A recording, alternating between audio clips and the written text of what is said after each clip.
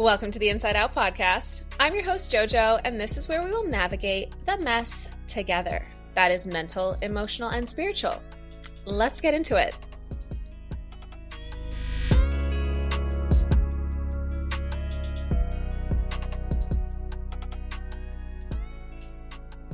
Hi, everyone. Welcome back. Happy holidays. I hope everyone's just happy because we are talking about healing today. And healing, while it can be a very unhappy time, there's also glimpses of happiness that I think we can find in it. This past year for me has been a massive healing journey. And the more people I talk to, the more that I realize this is a pretty evident through line and theme that's happening all around us. Healing is not linear.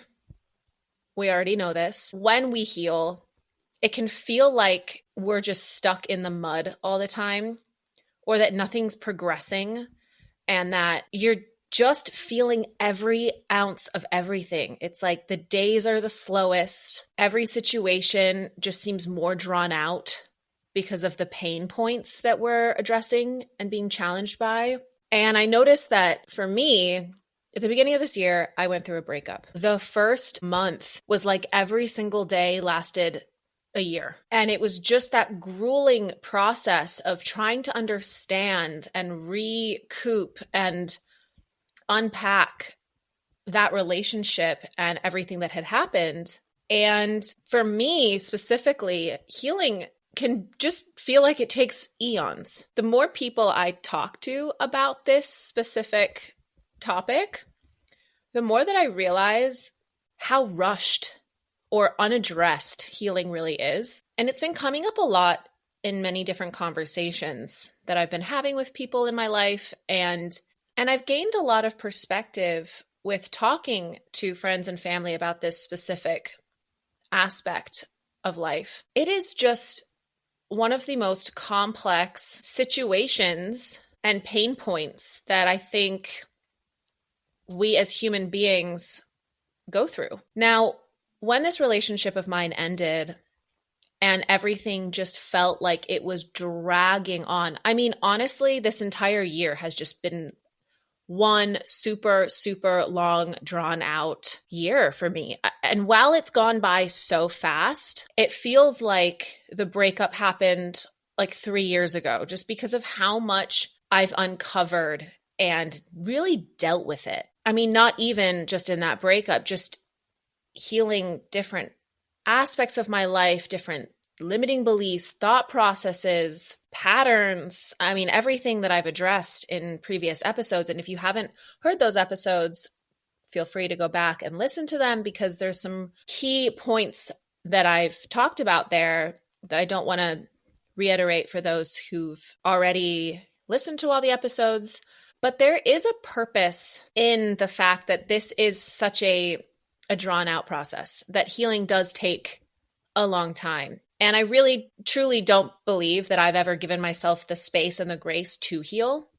In the past, there's always been like a relationship after relationship, and it might have been a couple months, but they've more or less been back to back, which has not made it clear for me where I really need to do the transformation. Because most of those relationships are a different package with the exact same lesson or the exact same situation that I keep calling in because I haven't addressed it. And we keep doing that until we actually pause and uncover the crud that we are ignoring, that we're brushing under the rug, that we're not processing through. And I've said this before, but it's not about getting over something. It's about going through something. And I think in life, we're so ready to just get to the next place and what's the next thing and who's the next relationship and where's my soulmate and what direction am I going and where's my career path coming from? And we don't just stop, evaluate, and more or less listen to check in with ourselves to really figure out like what it is that I want, that I'm looking for, so that these scenarios and these patterns aren't on a loop for us. There is a purpose in the pause. That's what I want to address because we don't pause enough. We don't sit back and be like, oh, ouch. We want to fill that lack with a glass of wine, with another person, with a situation, with a vacation, with anything of instant gratification or the dopamine hit. What happens when you pause? What happens when you sit in it? It hurts. It really, really hurts. And honestly, good. It should hurt. You should be uncovering why it hurts, how it hurts. Is this something that you've felt before? Is this something that you've been repeating, that you keep calling back for yourself or in your life? We don't check in enough with ourselves. Again, we just want that quick fix. But when there's a scab and it's healing, how many times do we pick that scab? A lot of us will just keep picking at it and it will just, reopen, takes longer, reopen, takes longer, starts bleeding. You need to let it heal again. And finally, you're just like, you know what? I'm going to stop touching it because it's not going to heal otherwise. It's kind of like a scab when we look at the patterns in our lives, the things that we need to heal. And let's say it's that relationship. Let's say it's that thing that keeps coming back to you in a different form, in a different person. Us picking the scab is us with the instant gratification, the instant dopamine hit, the looking for filling the void and prolonging the healing rather than just letting it do its thing and giving it what it needs. So in relationships, in my past relationships, I haven't had the opportunity to just stop, tune in with myself and be like, well, what is it that I really need? What is it that I'm really calling in? What is it, or who is it that will be a good partner? Because when we're hurting or when we've gone through a breakup, we've all heard that saying, to get over someone, you get under someone else. It's a horrible saying, I'll say, because it's sort of true, but it doesn't actually work. It doesn't actually help you heal because now you're just putting all your lack in someone else, hoping they'll fill that void. And when they leave, you're back in that perpetual cycle. So after my last relationship, I specifically stopped. I got real with myself and I was like, no more. I'm not doing this. I'm not continuing on this crazy train of the same endless thing that's not actually pushing me forward. And so I just was like, I'm going to focus on me. I'm going to heal. For once in my life, I'm going to stop trying to fill a void, to fill a lack, and I'm just going to pause. And that brings up every limiting belief and thought process of I'm going to be alone forever and all of those crazy things that we, that voice in our head tells us because we're so used to doing something different or feeding those same patterns. And when you do pause and you address those limiting beliefs and the things that are coming up for you, you really start to uncover more about yourself. Now, I know this is not easy. Not everyone is like, yeah, I'm just going to be in pain for a year and I'm going to feel it all and then I'm going to get on with my life. I get it. It's really challenging. And to be completely honest, I cry probably every single day from all of the things that I'm just trying to transform and change. And the realizations that I'm having about why I've done certain things or how I've shown up in relationships or how I've shown up for people or how I've just kind of neglected myself and thought I wasn't enough unless someone else was giving me validation. How many of us are honest with ourselves about that fact that we don't feel enough unless someone else likes us or is giving us attention? I mean, I know I'm not alone in this, and maybe you don't identify with that, and that's amazing because it really sucks to feel like, oh, I'm not enough unless someone likes me. But it's definitely been a narrative in my head since I was a teenager. The last 15 years of dating and being in that world has more or less reinforced, or I've reinforced that by acting the same way. So again, this year has been the year of pause, the year of let me sit back and let me really uncover this and let me really change this. We look at relationships, whether it's on social media or in our everyday life, and we're like, wow, they met and now they're together. But we don't see how they got from point A to point B. Typically, there's a lot of stuff that happens But we're so used to, again, that instant outcome that we don't think about the actual process that it takes, the journey that it takes.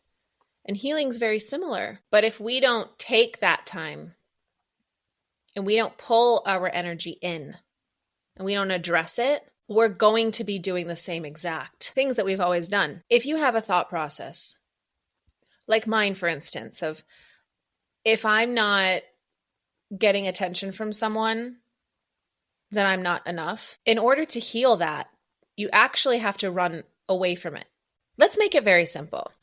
Let's say you're single, you meet someone, but you realize that when you don't hear from them or when they don't validate you in a way that you feel like you need validation or that you've always looked for validation, that's an area that you need to heal. And so my advice, coming from the girl that's doing this right now, is to run the complete opposite way, get away from it and give that validation to yourself and not look for it by having them fill that for you. And that's how you heal something. You actually do the complete opposite. Like the scab, when you heal a scab, you give it space. When you heal a thought pattern or a repetitive cycle in your life, you have to pull away. You have to completely stop, because let's say you got out of a relationship and you want to start dating again. You're not going to heal that area, the relational area of your life, if you just jump back into a relationship. There has to be that breath, that space, that time out where you're really uncovering maybe your patterns, your behaviors, the things that you've done, the ways that you've thought about the relationship, how you showed up in the relationship. Because if you don't, this is just going to be on repeat in your life forever, maybe, potentially, most likely. So I have this friend, and I was talking to them recently, and I'm going to call them my analogy friend, because we cannot go 3 sentences without talking in another analogy.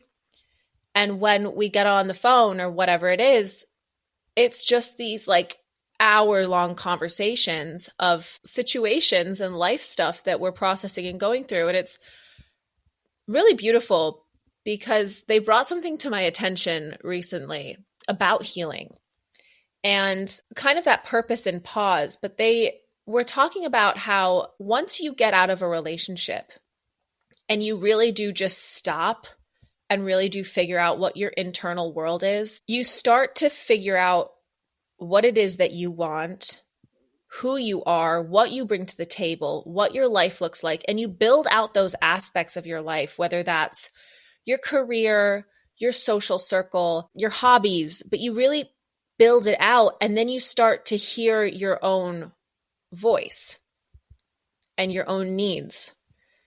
And when you're on your path, typically that's when the right vibration will come towards you of that person, rather than going out and seeking it to fill a hole. But so they said something that really caught my attention, as they typically do, about having the foundation and knowing exactly, because of the purpose of pause, because that healing, because of pulling back and being no, I'm not going to just jump into the next thing or try to pursue anything when I need to heal and I need to figure out me and where my life is going and what I need. And it's building out that toolkit. So when life gets hard, or when things hit the fan, or when you're faced with things that you need to address, you actually can.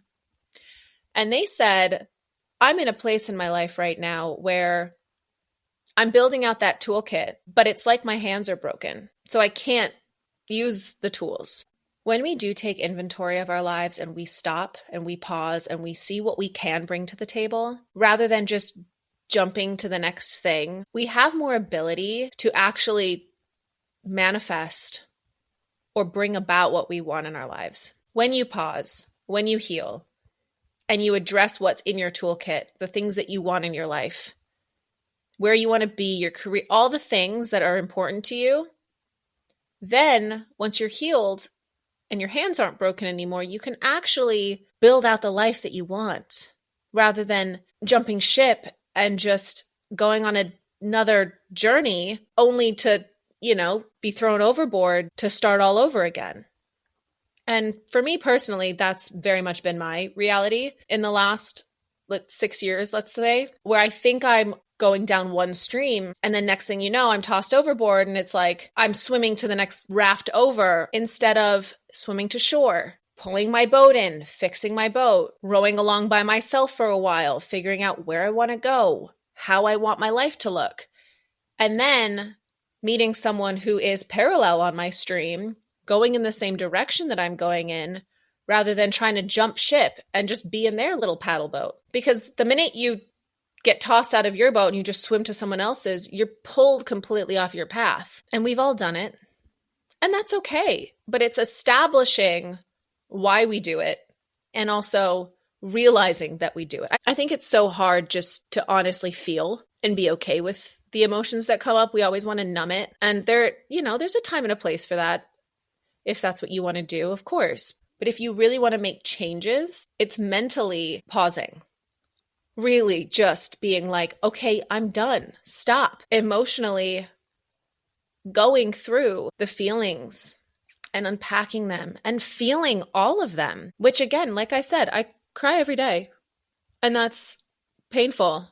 It's also embarrassing to admit that this year has been so challenging for me in so many ways. And it's not just relationships, by the way. I'm just talking about relationships specifically for this conversation, but every aspect of my life, I'm in a healing phase, from my body to my relationship with myself on a mental health standpoint, to my heart and really healing relationship stuff, to my career and figuring out the direction that I want to go in. But that's all come from addressing it in the mess. So let's get messy with this.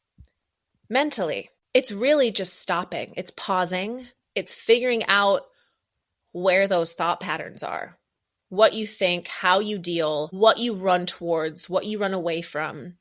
For me, my way through this has been journaling and really just like unpacking like, wow, that's a limiting belief. Wow, that's a thought process. Oh, I thought this way about something, so I reacted and ran towards that rather than stopping and being like, wait a second, this is not my journey anymore. This is not the cycle I want to keep repeating. Emotionally feeling all of those things, which sucks so much. But I'm at a point in my life where if I don't address this now, I'm going to keep bringing in the same type of relationships and the same exact story in the different package that I'm trying to step away from. And when we heal and we really identify emotionally what it is that we need in ourselves, from a partner, from our lives, that's where the spiritual evolution can really happen. Because spiritually, when we pause, when we identify our emotional stuff, and we get really clear on it, that's where the transformation happens. That's where the miracles start to come into our lives. And that's where patterns don't repeat.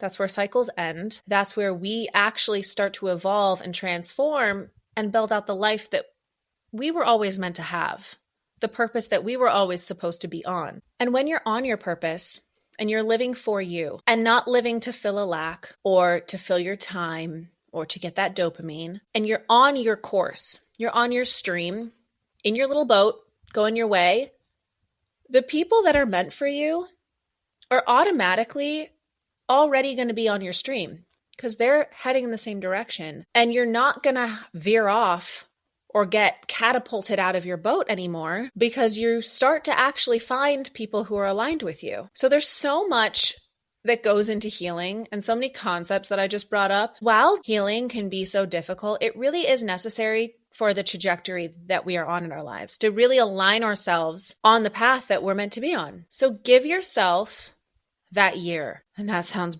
brutal. And it trust me, it is pretty brutal, but at the cost of what? The rest of my life being this kind of seesaw of up, down, up, down. No, I don't want the seesaw. I want to get clear.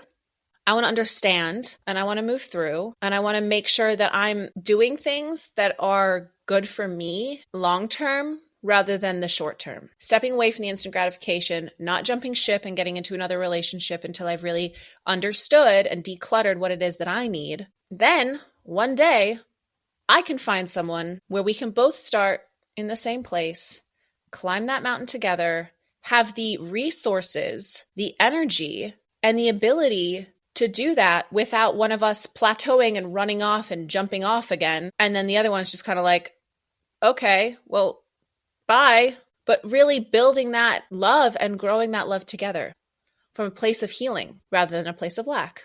So let's all heal so that we can find that person that we want to do this with, build a life with, climb Mount Everest with, so that we don't have to keep jumping off and building up the strength to do it again.